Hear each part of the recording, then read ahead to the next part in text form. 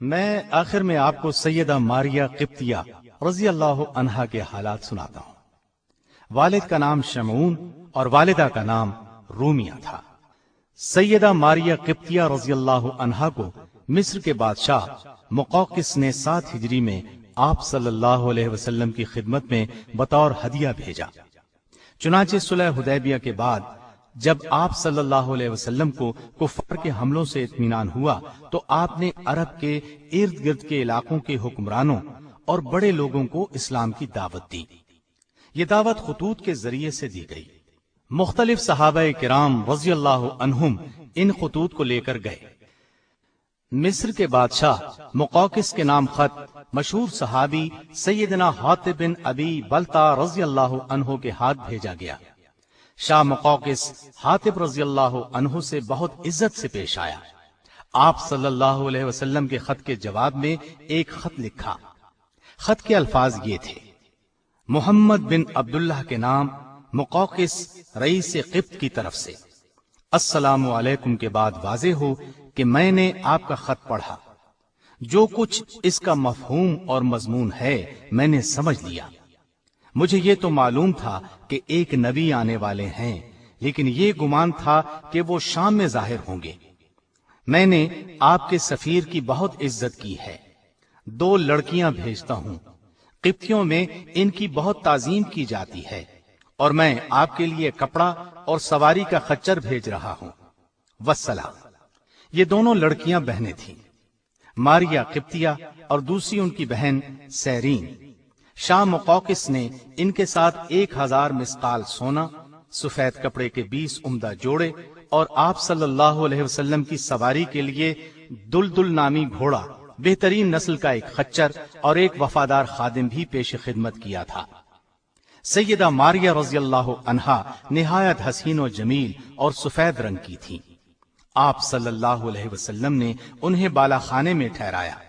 یہیں بعد میں آپ کے بطن سے سیدنا ابراہیم پیدا ہوئے۔ یہ آپ صلی اللہ علیہ وسلم کی سب سے آخری اولاد بھی تھے۔ ان کی پیدائش ماہ ذی الحجہ 8 ہجری میں ہوئی۔ 7ویں روز آپ نے ان کا عقیقہ کیا۔ عقیقے میں 2 مینڈھے ذبح کیے، سر منڈوا دیا گیا، بالوں کے بدلے چاندی تول کر صدقہ کی گئی اور بال زمین میں دفنا دیے گئے۔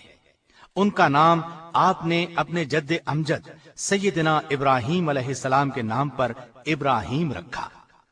ابراہیم بہت خوبصورت اور تندرست تھے۔ ابو رافع رضی اللہ عنہ نے ابراہیم کی پیدائش کی خبر سنائی تو رسول اللہ صلی اللہ علیہ وسلم بہت خوش ہوئے۔ ابو رافع کو انعام میں ایک غلام دیا۔ آپ صلی اللہ علیہ وسلم ابراہیم کو گود میں کھلاتے اور پیار کرتے۔ عرب کے قاعدے کے مطابق ابراہیم کو ایک دائیا بنت منذر انصاری کے حوالے کیا گیا تاکہ وہ انہیں دودھ پلائیں۔ ابراہیم ابھی 17 یا 18 ماہ کے ہوئے تھے کہ ان کا انتقال ہو گیا۔ انہوں نے آپ صلی اللہ علیہ وسلم کے ہاتھوں میں جان دے دی۔ اس پر نبی کریم صلی اللہ علیہ وسلم کی آنکھوں میں آنسو جاری ہو گئے۔ آپ نے اس موقع پر فرمایا: اللہ کی قسم ابراہیم، ہم تمہاری موت سے نہایت غمگین ہیں۔ آنکھ رو رہی ہے اور دل غمزدہ ہے، مگر زبان سے ایسی کوئی بات نہیں کہیں گے جس سے ہمارا رب ناراض ہو۔ جس روز سیدنا ابراہیم رضی اللہ عنہ کا انتقال ہوا، اتفاق سے اسی روز سورج کو گرہن لگ گیا۔ اس زمانے میں لوگوں کا یہ اعتقاد تھا کہ سورج اور چاند کو گرہن کسی بڑے آدمی کی موت سے لگتا ہے۔ اس اعتقاد کے تحت مدینے کے مسلمان بھی یہ کہنے لگے کہ سورج کو گرہن نبی صلی اللہ علیہ وسلم کے صاحبزادے کے انتقال کی وجہ سے لگا ہے۔